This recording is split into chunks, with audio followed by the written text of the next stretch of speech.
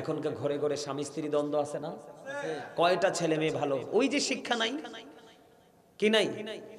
স্ত্রী ডাক দিলে স্বামী আসে না, স্বামী ডাক দিলে স্ত্রী আসে না, ঠিক কিনা বলে? একজন আরেকজনের সময় মতো আসে, আসে না নাই? কথা বলেন না, আসে না নাই? আসে না? এটার কারণ কি জানেন? মেয়ে তো সুন্দর, ছেলে দেখে বড় লোকের বেটা দেখে দিয়ে দিয়েছেন, কিন্তু ধর্মধনের ধনী কিনা আপনি খেয়াল করেন নাই।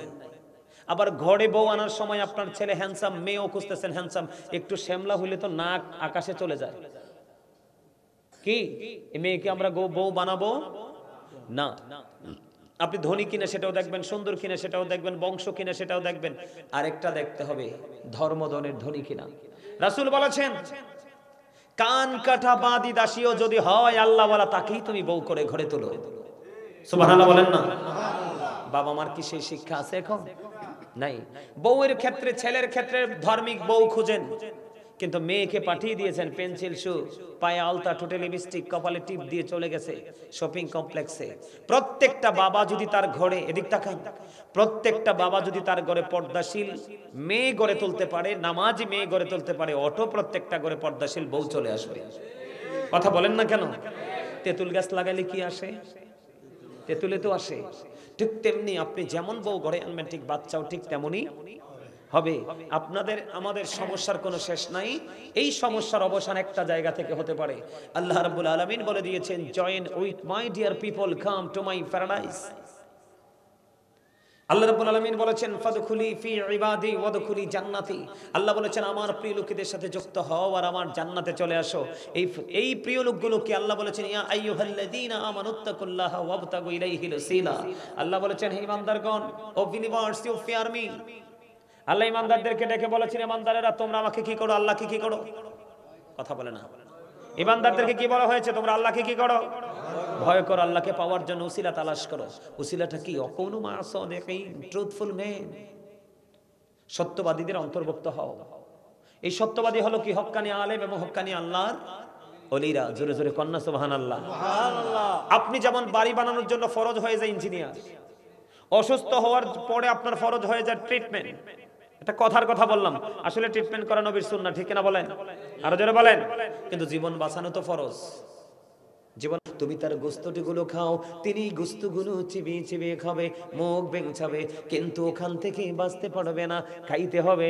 এমনি করে করে করে করে বন্ধু আপনার প্রত্যেকটা কাজের আলাদা আলাদা ভাবে সাজাবো করতে হবে। এখন আপনারা মনে মনে ভাববেন যে হুজুর, অথবা আমি মনে মনে ভাববো যে হুজুর, আমার জীবনে তো অনেক অন্যায় হয়ে গেছে, অনেক অপরাধ হয়ে গেছে, অনেক পাপ আমি করে ফেলেছি। এখন আমি আপনার কাছে পাপ থেকে বাঁচতে চাই, আমাকে একটা বাঁচার জন্য রাস্তা দেখিয়ে দেন। জোরে জোরে কন্যা ঠিক না ঠিক? আপনারা বাঁচতে চান কি চান না? আরো জোরে বলেন। এতদিন গুনাহ করেছেন, কি করেছেন? এতদিন গুনাহ করেছেন এবং অনেক অপরাধ করেছেন। আজকের মাহফিলের পর থেকে আপনি নিজেকে শুধরাতে চান? কে করতে চান? শুধরাতে চান, নিজেকে বাঁচাতে চান। আমি আপনাদেরকে বাঁচানোর জন্য বলছি বন্ধু। শয়তান বলল, আল্লাহ তোমার ওই বান্দাকে আমি ওই পর্যন্ত ধোঁকা দিতে থাকবো যেই পর্যন্ত তার দেহে প্রাণ থাকবে।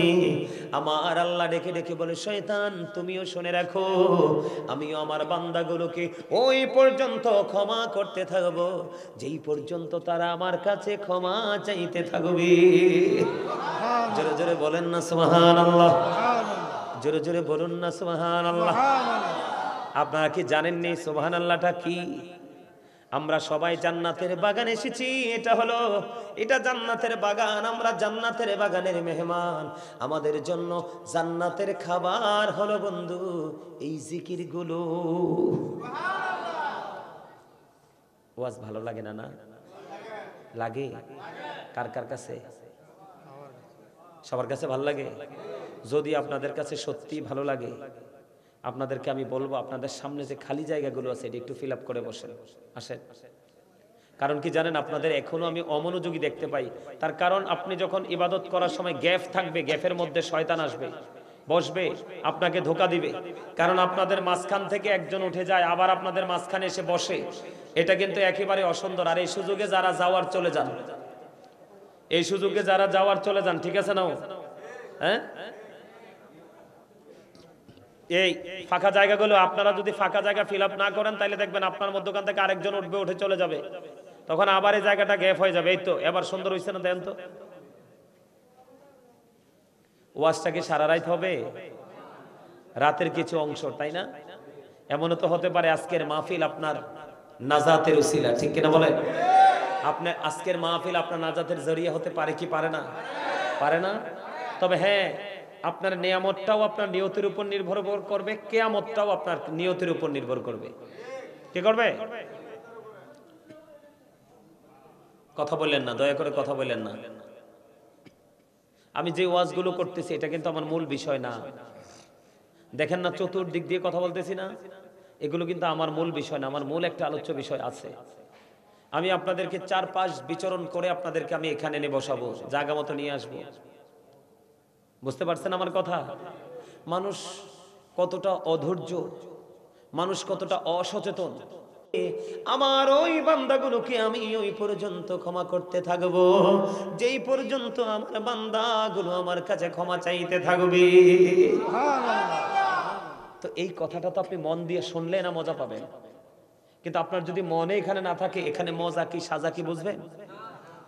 বন্ধুরে আমার, হাদিস শরীফের মধ্যে এসেছে, আমার আপনার প্রাণে নবী তিনি বলে দিয়েছেন, কেউ যদি মাছির মাথার সমপরিমাণ, মাছির মাথাটা দেখছেন না কত ছোট, মাছির মাথার সমপরিমাণ এই গুনার কথা মনে করে, হাসরের ময়দানের কথা মনে করে, জাহান্নামের কথা মনে করে আল্লাহর দরবারে দাঁড়াতে হবে, এইটা মনে করে কেউ যদি আল্লাহর দরবারে ক্ষমা চাইতে গিয়া বন্ধু মাছির মাথার সমপরিমাণ একটা ফোঁটা চোখের পানি যদি সে ফালাইতে পারে রে, তার জন্য জাহান্নামের আগুন হারাম হয়ে যাবে। এখন আমি আপনাদেরকে মূল জায়গাটায় নিয়ে যাব বন্ধু, যেটা বলতে চেয়েছিলাম। এখনকার মানুষ মিথ্যা বলেন, সুদ বলেন, ঘুষ বলেন, জুলুম বলেন, খুন খারাপি কোনোটাই বাদ দেয় না। একটার পর একটা মানুষ খালি অন্যায় করে যাচ্ছে, অন্যায় করে যাচ্ছে। আমি আপনাদেরকে বলে দিতে চাই বন্ধু, আমি আপনাদেরকে বলে দিতে চাই, আপনারা মনে মনে ভাবেন যে হুজুর আমি ভালো হতে চাই কিন্তু আমি ভালো হতে পারি না, আমি আমল করতে চাই কিন্তু আমি আমল করতে পারি না। এটার কারণ হলো আমার আপনার প্রাণের নবী তিনি বলে দিয়েছেন, সূরা আনকাবুতের মধ্যে এসেছে, ইন্নাস সালাতা তানহা আনিল ফাহশাই ওয়াল মুনকার, নামাজ মানুষকে খারাপ কাজ থেকে বাঁচিয়ে রাখে। জোরে জোরে বলেন না সুবহানাল্লাহ। নামাজ মানুষকে কি করে? খারাপ কাজ, মন্দ কাজ থেকে বন্ধু বাঁচিয়ে রাখে। শুধু তাই নয়, আমার আল্লাহ জানিয়ে দিয়েছেন নামাজ শুধু মানুষকে খারাপ কাজ থেকে বাঁচিয়ে রাখে না, নামাজ হলো মুমিনের জন্য মেরাজ, সালাতু মিরাজুল মুমিনিন, নামাজ হলো মুমিনের জন্য মেরাজ, মিফতাহুল জান্নাতিস সালাহ, নামাজ হলো জান্নাতের চাবি। জোরে জোরে সুবহানাল্লাহ। দেখেন নামাজের নিয়ামত, নামাজ একদিকে আপনাকে অপরাধ থেকে বাঁচিয়ে রাখে, বিরত রাখে, আর একদিকে নামাজের মাধ্যমে আপনার আল্লাহর সাথে মেরাজ হয়ে যায়, দিদার হয়ে যায়। অন্যদিকে বন্ধু নামাজ আপনার জন্য জান্নাতের চাবি হয়ে যায়। আরেকটা মজার হাদিস হলো, আপনার আমার প্রাণে নবী তিনি বলে দিয়েছেন, আসসালাতুল খামস ওয়াল জুমআতু ইলাল জুমআ ওয়া রমাদানু ইলা রমাদান মুকাফফিরাতুল লিমা বাইনাহুন্না ইযা তুনিবাতিল কাবাইর। আমার নবী আপনার নবী দু জাহানের বাদশা নবী, রাহমাতাল লিল আলামিন নবী, তিনি বলে দিয়েছেন আসসালাতুল খামস, আপনি যদি 5 ওয়াক্ত নামাজ পড়তে পারেন গ্যাফের গুনার কাফফারা হয়ে যাবে। ওয়াল জুমআতু ইলাল জুমআ, এক জুমা থেকে আরেক জুমা যদি সঠিকভাবে আপনি আদায় করতে পারেন তাহলে আপনার একটি সপ্তাহের গুনার কাফফারা হয়ে যাবে। ওয়া রমাদানু ইলা রমাদান, এক রমজান থেকে আরেক রমজান পর্যন্ত যদি সঠিকভাবে আপনি আদায় করতে পারেন তাহলে মাঝখানের একটি বছরের গুনাহ মাফ হয়ে যাবে। আমার নবীজি বলেছেন মুকাফফিরাতুল লিমা বাইনাহুন্না ইযা তুনিবাতিল কাবাইর। আমার আপনার প্রাণের নবী তিনি বলে দিয়েছেন, তবে শর্ত হলো কবিরা গুনাহ থেকে বেঁচে থাকতে হবে। তাহলে নামাজ পড়লে লাভ না লস? আমার কথা কয় না? বেনামাজি কত খারাপ আপনারা জানেননি? জানেন না। বেনামাজির চরিত্র ঠিক নাই, বেনামাজির নজর ঠিক নাই, বেনামাজির উপার্জন ঠিক নাই, কারণ নামাজ মানুষকে পরিপূর্ণ মানুষ বানায়। যদি তুমি মানুষের মতো নামাজের মতো নামাজ পড়তে পারো, কিন্তু আমাদের দেশে এমন নামাজিও আছে নামাজ পড়াও ঠিক, এমন কোন অপরাধ নাই সে করে না, সেগুলোও ঠিক। আছে না নাই? কেন জানেন? নেই সমস্যা, নামাজ পড়ার পরও নিজেকে শুধরাতে পারে না। নামাজ পড়তে হলে তার পোশাকের পবিত্রতা লাগবে। কারণ রাসূল বলেছেন, লা তুকবালু সালাতুন বিগাইরি তুহুর ওয়ালা সাদাকাতিন মিন গুলুল। আমার আপনার প্রাণের নবী তিনি বলে দিয়েছেন, পবিত্রতা ছাড়া ইবাদত কবুল হয় না, হালাল টাকা ছাড়া বন্ধু দান কবুল হয় না। তাহলে আপনার এই পোশাকের পবিত্রতা লাগবে। কি লাগবে? একটু ধৈর্য ধরে শুনবেন না? পোশাকের পবিত্রতা লাগবে কেমন?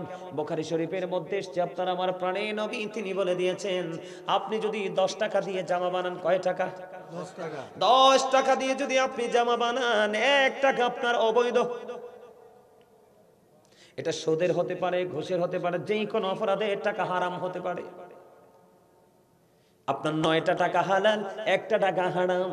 1টা টাকা হারাম যুক্ত হওয়ার কারণে আপনার 9 টাকা পর্যন্ত নাপাক হয়ে গেল। এই জন্য আমার নবী বলেছেন, তুমি 10 টাকা দিয়ে যদি জামা বানাও, 1টি টাকা যদি তোমার নাপাক থাকে, তাহলে ওই 9 টাকাও নাপাক হয়ে যাবে। কিয়ামত পর্যন্ত নামাজ পড়তে পারবা, এই নামাজ দিয়ে আল্লাহ পর্যন্ত তুমি পৌঁছাতে পারবা না। এটা হলো একটা। আরেকটা হলো বন্ধু, তোমাকে ওযুর মাধ্যমে পবিত্রতা হতে হবে। কারণ বন্ধুরে আমার, এখনকার ছেলেরা জিন্স প্যান্ট পরে ম্যাক্সিমাম ছেলে দাঁড়াইয়া প্রস্রাব করে দেয়। কথা বলেন না কেন? এটা বেঈমান কাফেরদের চরিত্র, এটা কোনো ইমানদারের চরিত্র নয়। এটার কারণ হলো, আমার দিকে তাকান, সাদ বিন মুআজ রাদিয়াল্লাহু তাআলা আনহু ইন্তেকালের পরে আমার নবী সাহাবায়ে কেরামদেরকে নিয়ে তার কবরের পাশে দাঁড়িয়ে দাঁড়িয়ে তার জন্য দোয়া করতেছেন।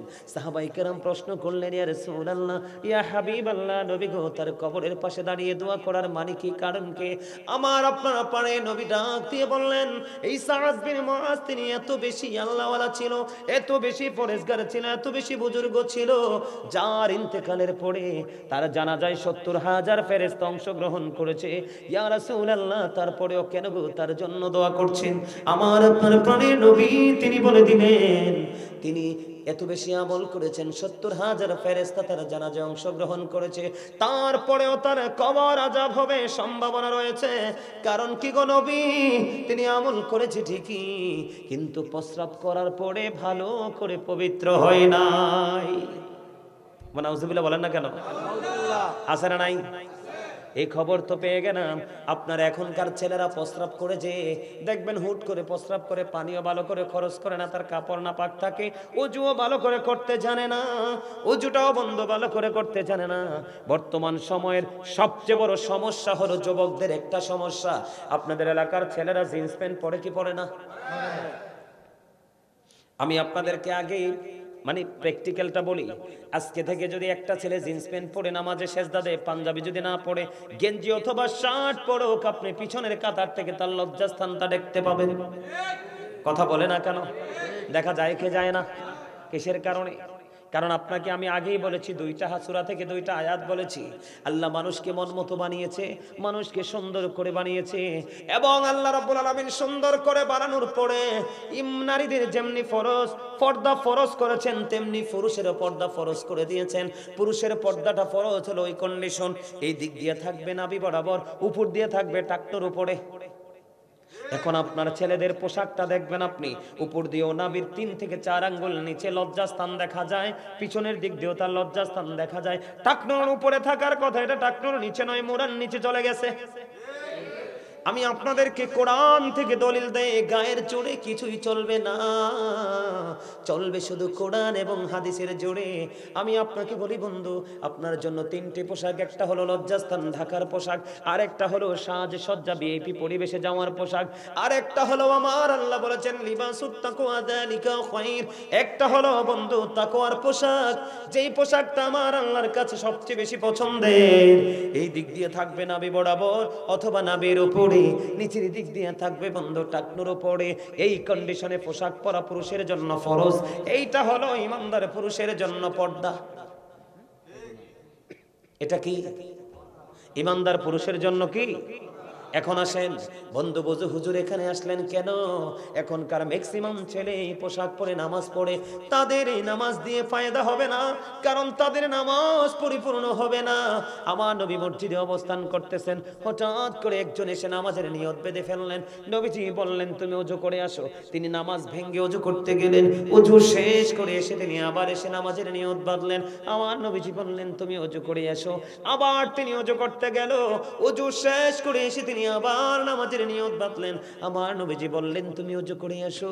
আরেকজন প্রশ্ন করলেন ইয়া রাসূলুল্লাহ, ইয়া হাবিবাল্লাহ, নবী গো আপনি বারবার বলতেছেন ওযু করার জন্য, ইয়া রাসূলুল্লাহ কেন গো? আমার আপনার প্রাণের নবী ডেকে ডেকে বললেন তার কারণ হলো বারবার সে যেই পোশাক পরতেছে, আল্লাহ যে পোশাকের কন্ডিশন দিয়েছে সেই কন্ডিশন ভেঙে ফেলেছে, আল্লাহর কন্ডিশনের সীমারেখার মধ্যে নেই। দেখো তোমরা তার পোশাকটা টাকনোর নিচে, এই জন্য কিয়ামত পর্যন্ত সে নামাজ পড়তে পারবে, আল্লাহর দরবারে নামাজ দিয়ে আল্লাহ পর্যন্ত পৌঁছাতে পারবে না। জুড়ে জুড়ে বলুন না নাউযুবিল্লাহ। আপনি সবকিছু একরোট করতে হবে।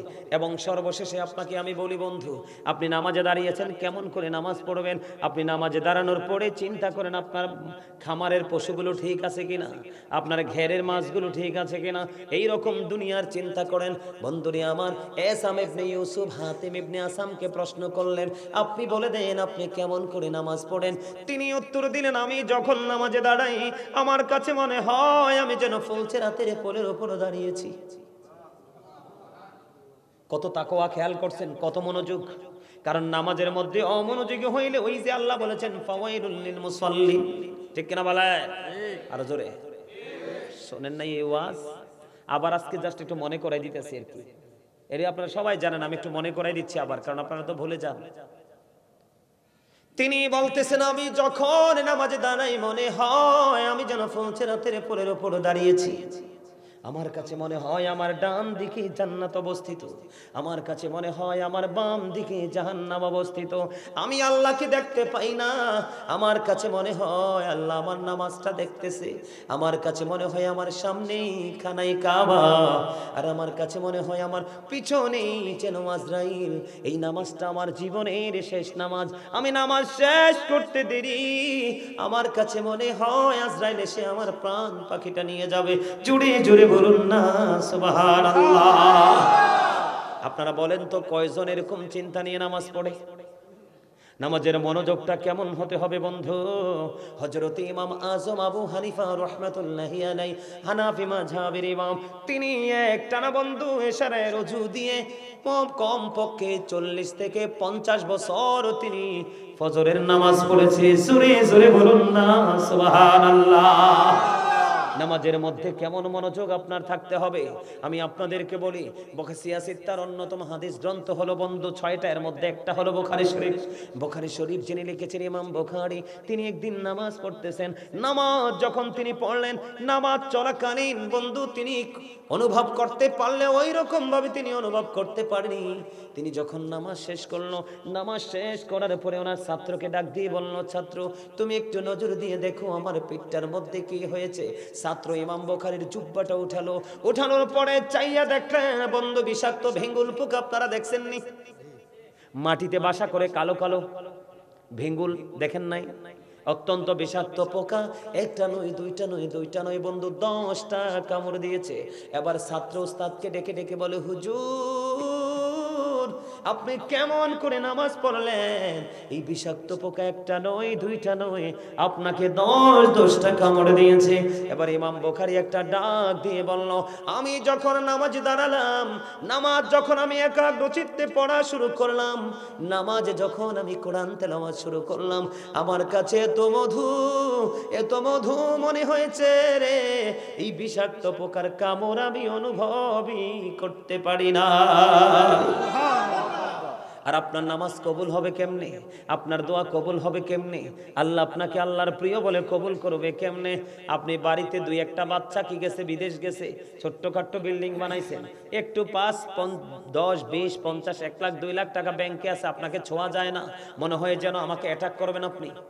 বলে হুজুর কেন বললাম, এত গেটআপ নিয়ে বসে থাকেন, জুম্মার দিনে সবার পরে মসজিদে যান, ইমাম সাহেব যখন সালাম ফিরায় রে, আপনার মনে হয় মসজিদের গেইটে বিশ্বযুদ্ধ শুরু হয়েছে, কার আগে কে বের হবে। আপনি এই নামাজ দিয়ে কোনোদিন লাভ হবে না। ইবাদতের মধ্যে কোনো কি নাই, কমার্শিয়াল কোনো সিস্টেম, অত্যাধুনিক কোনো সিস্টেম আছে না নাই? কথা বলেন আছে, এরকম আছে? আরো জোরে বলেন আছে? এরকম কোনো সিস্টেম আছে? নাই নাই নাই বন্ধু।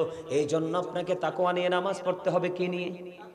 নামাজকে নামাজের মতো পড়েন, তাহলে আপনি নামাজ দিয়ে আল্লাহ পর্যন্ত পাবেন বন্ধু।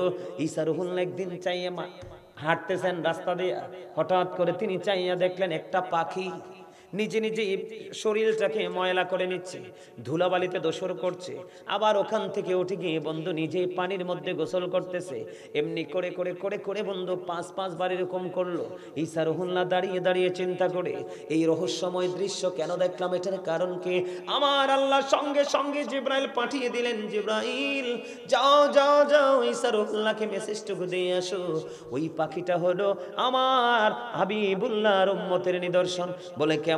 ওই যে একটু আগে একটা হাদিস বলেছি বন্ধু, আপনি যখন গুনাহ করবেন আমল নামাটাকে হয়ে যাবে কালো হয়ে যাবে, যখন আপনি নামাজ পড়বেন গুনাহগুলো ঝরে পড়ে যাবে। এমনি করে দৈনিক 5 ওয়াক্ত নামাজ পড়তে পারলে আপনার আমল নামায় কোনো গুনাহই থাকবে না। আমার নবীজি আপনাদেরকে আমাদেরকে সহজ করে আরো সুন্দর করে বুঝিয়ে দিয়েছেন। আপনার আমার প্রাণে নবী তিনি আরো বলা দিয়েছেন, তোমাদের বাড়ির আঙিনায় যদি একটা পুকুর থাকে, খাল থাকে, জলাশয় থাকে, নদী থাকে, যেটাই হোক, পানি আছে, কি আছে? আপনি যদি দৈনিক একটা পুকুরে 5 বার গোসল করেন, শরীরে ময়লা থাকবে না? আপনি যদি দৈনিক 5 বার গোসল করলে শরীরে যেমন কোনো ময়লা থাকবে না। আপনি 5 ওয়াক্ত নামাজ ঠিকভাবে যদি পড়তে পারেন, আপনার আমল নামায়ও তেমনি কোনো গুনাহ থাকবে না। জোরে জোরে বলুন না সুবহানাল্লাহ। বন্ধুরে আমার, নামাজ মানুষকে মানুষের মতো মানুষ হওয়ার জন্য উৎসাহ যোগায়, মানুষ মানুষের চেহারাকে গ্লেজি করে দেয়, মানুষ মানুষের সামাজিক পারিবারিক বন্ধনে আবদ্ধ করার জন্য উৎসাহিত করে।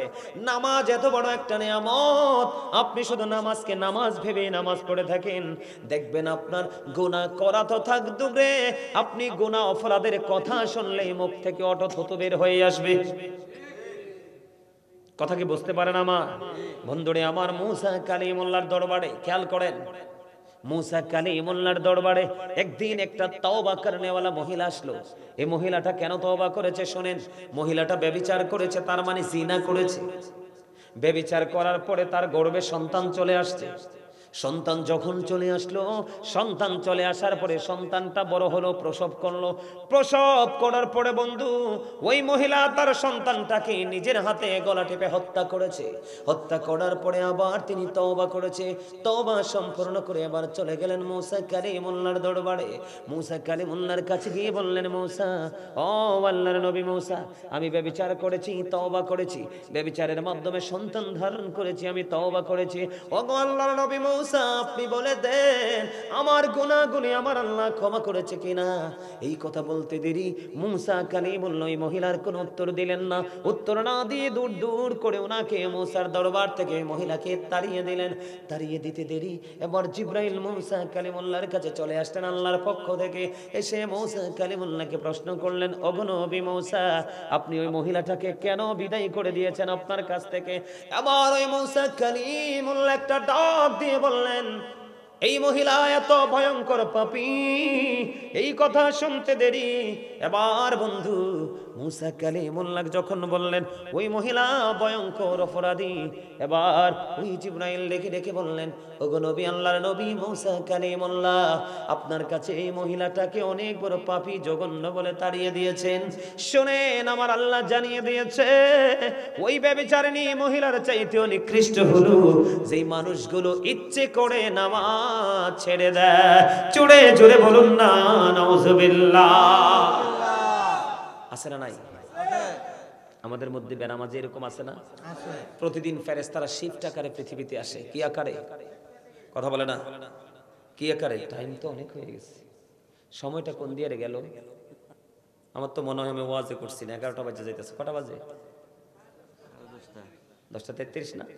দেখছো নি সময় কেমনে যায়? পবিত্র সময় এভাবেই চলে যায়, অনুভব করা যায় না। আর দুঃখের সময় একটু চলে গেল, মনে হয় কয়েক যোগ পার হয়েছে, তারপরও শেষ। কথা বলেন, কথা বুঝতে পারেন আমার? একটু সচেতন হন। এই যে যুবক ছেলেরা তোমরা আসছো, তোমরা কি এটা বোঝো না যে এটা মাহফিল, জান্নাতের বাগান, টুপি পড়তে হবে? কারণ তোমরা তো টুপি নিয়ে স্বপ্ন দেখো না। টুপি পড়া একটা সুন্নাত। যেই ব্যক্তি একটা সুন্নাতকে জিন্দা করে কবরে যাবে, কাল হাসরে তাকে 100 শহীদের মর্যাদা দেওয়া হবে। আজকে তোমাদের মধ্যে সেই স্বাদ নাই, কারণ তোমরা সেই স্বাদে আছো নাই।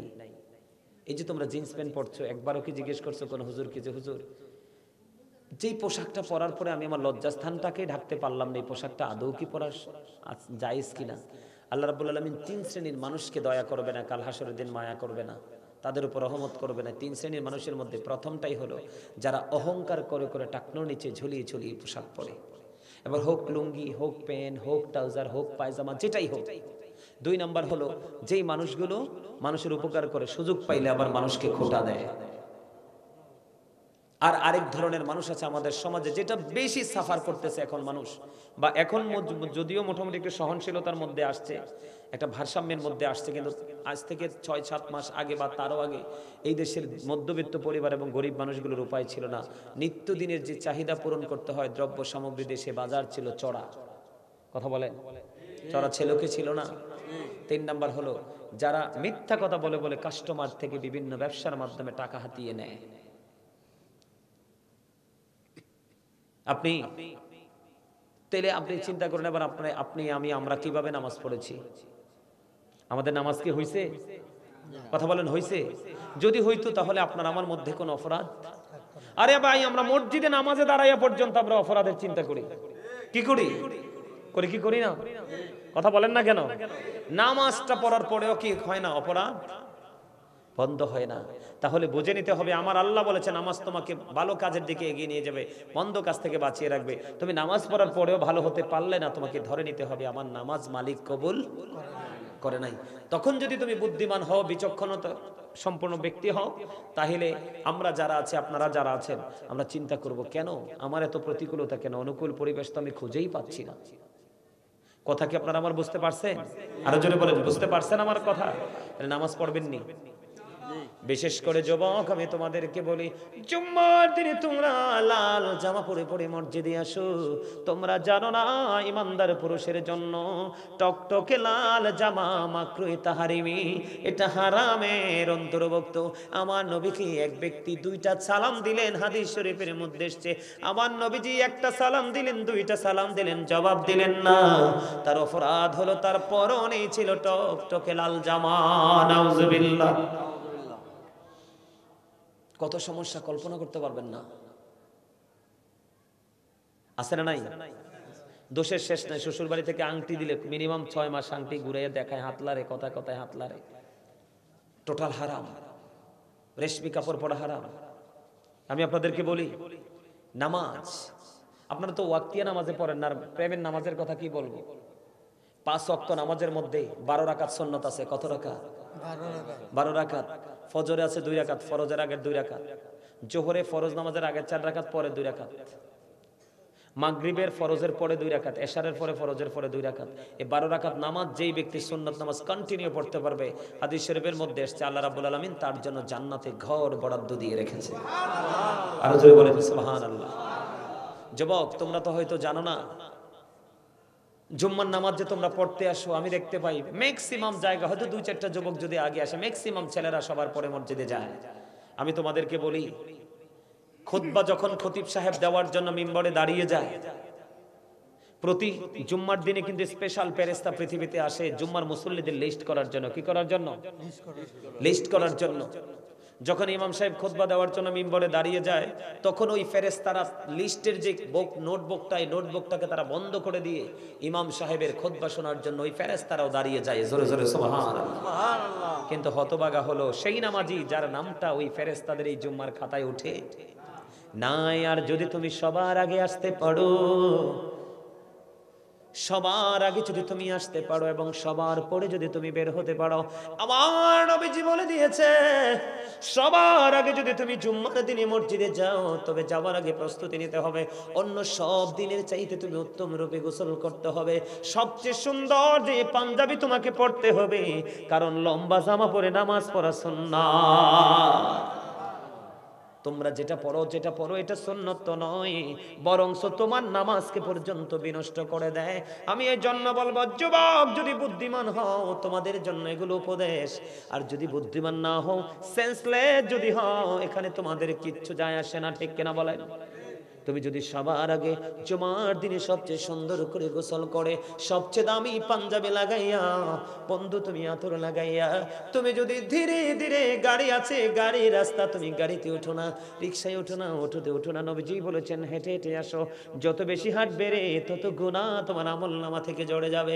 তুমি যদি সবার আগে যদি মসজিদে আসতে পারো, প্রথম কাতারে তুমি গিয়ে বসে যাও, তোমার আমলনামায় একটা ওট সৎকার সওয়াব আসবে।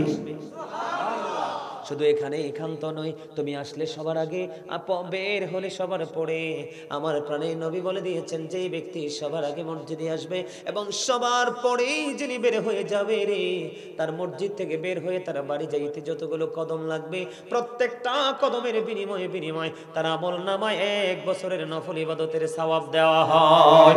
জোরে জোরে কন্যা সুবহানাল্লাহ।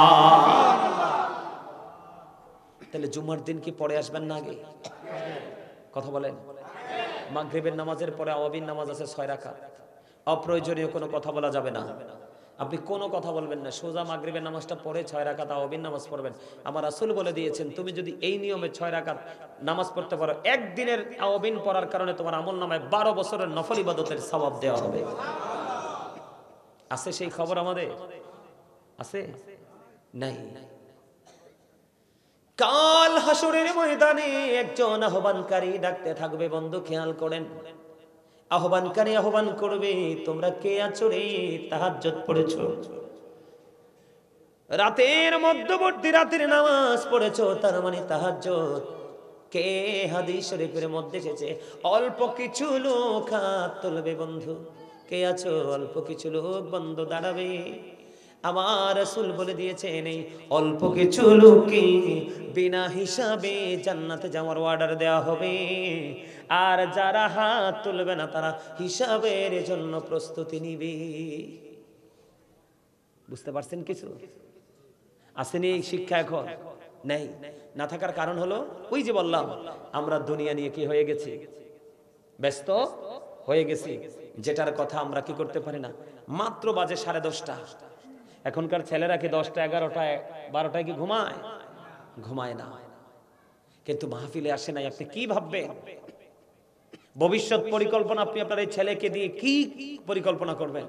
মনে রাখবেন, আমি আজকে একটা কথা বলে যাই, আপনারা যারা মুরব্বীরা আছেন, আপনারা পৃথিবী থেকে যখন বিদায় নিয়ে যাবেন, আপনারা চলে যাওয়ার পরে এই বাংলাদেশ বা এলাকা আর বেশি টিকবে? কারণ এখনকার ছেলেদের কাছে ইসলাম নাই, এরা কিচ্ছু বোঝে না। এরা শুধু বুঝে মোবাইল, গান, বাদ্যযন্ত্র, টিকটক, মানে অনলাইনে যত নষ্ট পথ আছে, নষ্ট কাজ আছে, এটাই শুধু তারা বোঝে। এটা আসলে একটা মানুষের জীবন হতে পারে? এটার জন্য বাচ্চাকে আপনাকে শেখাতে হবে। কারণ একটা বাচ্চা কাদামাটির মতো। কিসের মতো?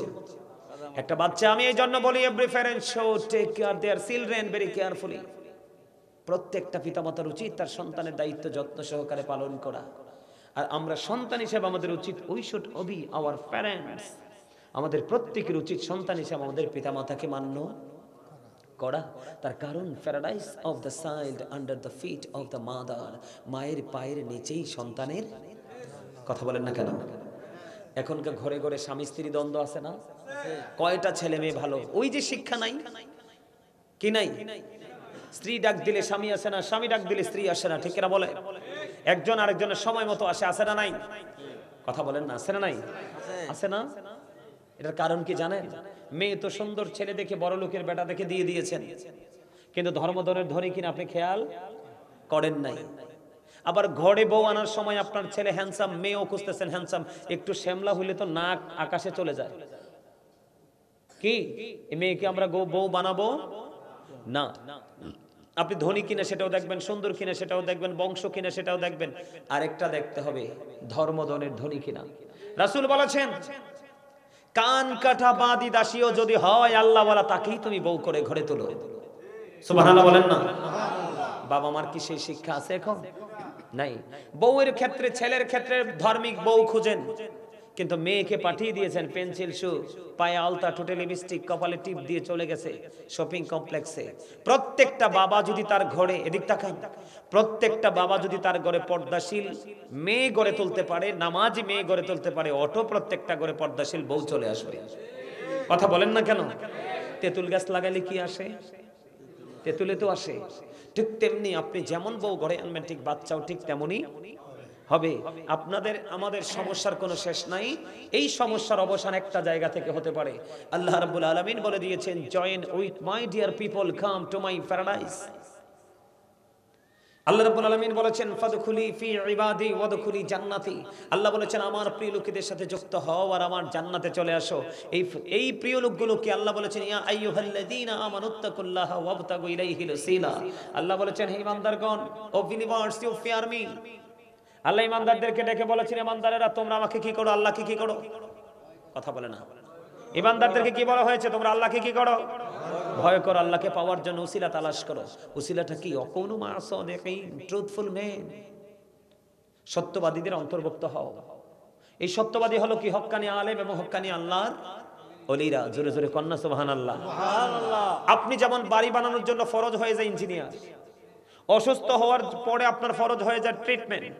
এটা কথার কথা বললাম, আসলে ট্রিটমেন্ট করা নবীর সুন্নাহ, ঠিক কিনা বলেন? আরো জোরে বলেন। কিন্তু জীবন বাঁচানো তো ফরজ। জীবন নূরের আলোয় আলোকিত করতে হবে, আর সেই আলো আলোকিত করতে হলে আপনার ছেলে বড় হয়েছে তো কি হয়েছে, আপনি কি করবেন? হক্কানি আলেমদের সাথে যুক্ত রেখে তার নীতি নৈতিকতাটা শিক্ষা দিবেন। আল্লাহ আমাদের সবাইকে সেই নীতি নৈতিকতার মধ্য দিয়ে পথ চলার তৌফিক দান করুন। সকলে বলুন আমিন। আপনারা কি কালেকশন করবেন মসজিদের জন্য? মসজিদের কি কাজ বাকি আছে? কাজ বাকি আছে? বুঝতে পারছি।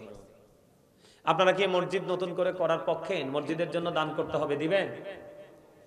আমার মাথা দিলারে না। আচ্ছা, আর কুদুর ওয়াজ করি তাইলে। আপনারা সাউন্ডটা ভালো ছিল না, ওইসে ওই আরেকজন জায়গাইতেছে কোম্পানির ইডি না, Tangail industrial manager, ED manager 15,000 টাকা। আচ্ছা, আমি একটু ওয়াজটা শোনাই তারারে, আপনারা যাইয়েন না দয়া করে, দেন বা না দেন। আমি একটু কোরআন তেলাওয়াত করে সূরা বাকারার একবারে প্রথমে আল্লাহ রাব্বুল আলামিন বলে দিয়েছেন বিসমিল্লাহির রহমানির রহিম আল্লাযীনা ইউমিনুনা বিল গায়বি ওয়া ইউকিমুনাস সালাতা ওয়া মিম্মা রাযাকনাহুম ইউনফিকুন।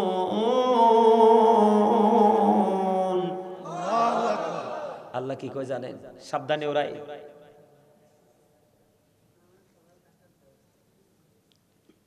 সাবধানে ওরাই কারা?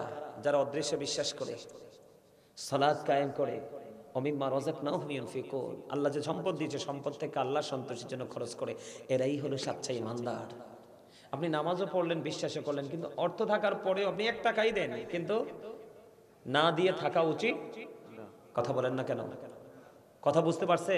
তার মানে আপনি পারফেক্টলি ঈমানদার হিসাবে আল্লাহর কাছে পরিচয় দিতে চাইলে কি করতে হবে? আপনাকে বিশ্বাসও করতে হবে, নামাজও করতে হবে, আপনার সাধ্য মতো দানও করতে হবে। এর মধ্যে সবচেয়ে উত্তম দান কোনটা? এই যে মসজিদের চামড়া উঠে গেছে, আপনারা অনলাইনে দেখেন, আমি বাড়িতে একটা মসজিদ বানাইছি, আল্লাহ আমার দিয়ে গোলামিটা করার তৌফিক দিছে, মাত্র 5 মাসে কমপ্লিট, শুরু থেকে শেষ। কথা কি বুঝতে পারছেন আমার? এই শক্ত হয়ে থাকবেন না। আল্লাহ রাসূল অসুস্থ সাহাবীকে দেখতে গেলেন, যাওয়ার পরে আমার নবীকে ডেকে সাহাবী বললেন ইয়া রাসূলুল্লাহ, আমার সব সম্পত্তি দান করে দিতে চাই। নবী বললেন না। ইয়া রাসূলুল্লাহ, অর্ধেক দান করে দিব। নবীজি বললেন না। তারপরে বললেন 1/3। নবীজি বললেন হ্যাঁ। এখন আপনার আমার প্রশ্ন আসে কিনা যে 2বার কেন নবীজি না করলেন? কারণ আপনি যদি সব সম্পত্তি দান করে দেন, আপনার সন্তান হয়ে যাবে মিসকিন, আর আপনি যদি অর্ধেক দান করে দেন, আপনার সন্তান হবে ফকির। এই জন্য নবীজি বলেছে তোমার সন্তানকে মিসকিন এবং ফকির অবস্থায় রেখে যাওয়া যাবে। তোমার ইন্তেকালের পরে তোমার সন্তান অন্যের দুয়ারে দুয়ারে হাত পারবে, এই অবস্থায় সন্তানকে রেখে যাওয়া যাবে না। তুমি তোমার সন্তানের জন্য রেখে যাও এবং তুমি তোমার ওপারের বাজারটাও করে নাও। ওপারের বাজারটা কেমন? আব্দুল্লাহ ইবনে মাসউদ রাদিয়াল্লাহু তাআলা আনহু থেকে হাদিস বর্ণিত, আমার নবী সাহাবায়ে কেরামদেরকে প্রশ্ন করলেন, তোমাদের মধ্যে এমন কি কেউ আছো যে নিজের সম্পদের চাইতে ওয়ারিসের সম্পদ পছন্দ করো?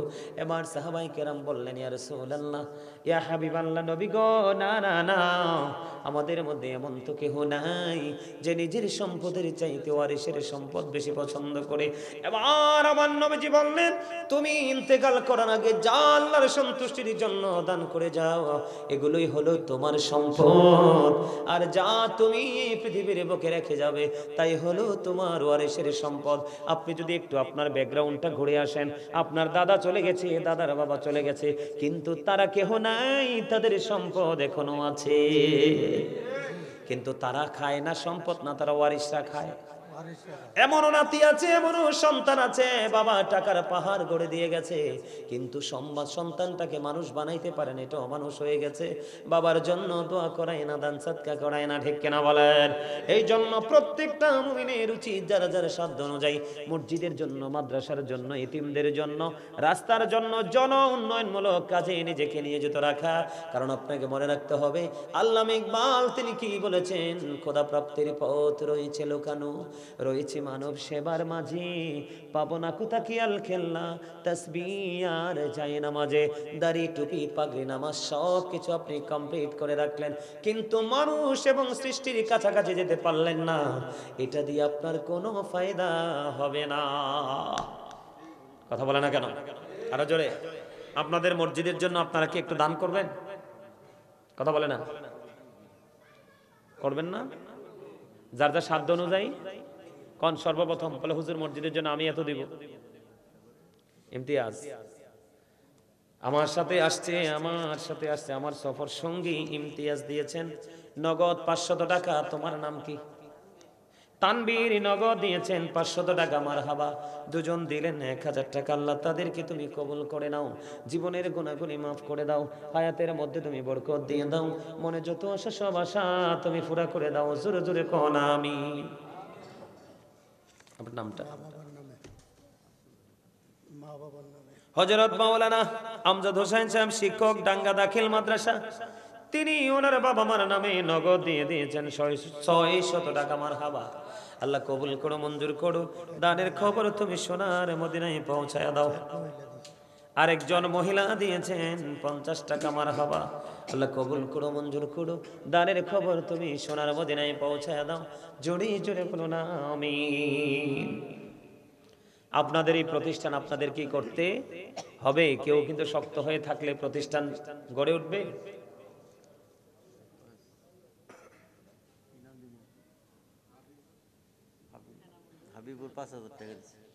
হাবিবুর রহমান দিয়েছেন 5000 টাকা। মারহাবা। এটাকে এনামুল ভাই দিয়েছেন 1000 টাকা। মারহাবা। এটাকে দিছে, হ্যাঁ, এই মসজিদের সেক্রেটারি সাহেব দিয়েছেন 1000 টাকা। মারহাবা। ওমা মারহাবা কর না কেন? মারহাবা বললো দানের সওয়াব পাবেন। আপনি, আপনার নাম কি? বিলাল হোসেন। নাম বলতে চায় না আল্লাহ গো, নাম বলতে চায় না। তোমার এক বান্দা নগদ দিয়েছেন 1000 টাকা। মারহাবা। আল্লাহ কবুল করো, মঞ্জুর করো। দানের খবর সোনার মদিনায় পৌঁছায় দাও। এখন কি দিল? 500 টাকা। ফয়সাল দিয়েছেন 500 টাকা। মারহাবা। মারহাবা।